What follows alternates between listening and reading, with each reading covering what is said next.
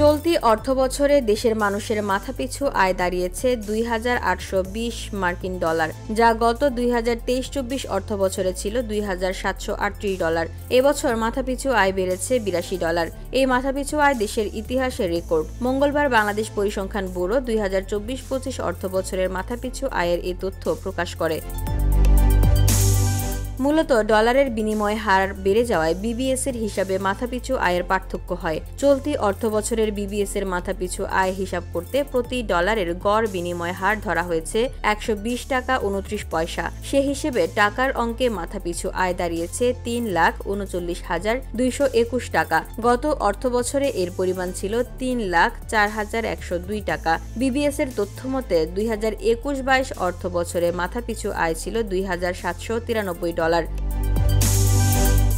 এরপর ২০২২-২৩ অর্থবছরের মাথাপিছু আয় কমে দাঁড়ায় ২,৭৪৯ ডলারে। গত অর্থবছরে তা আরও কমে ২,৭৩৮ ডলার হয়। মাথাপিছু আয় ব্যক্তির একক আয় নয়, দেশের অভ্যন্তরীণ আয়ের পাশাপাশি প্রবাসী আয় সহ যত আয় হয় তা একটি দেশের মোট জাতীয় আয়। সেই জাতীয় আয়কে মোট জনসংখ্যা দিয়ে ভাগ করে এই হিসাব করা হয়। VOD Bangla news desk.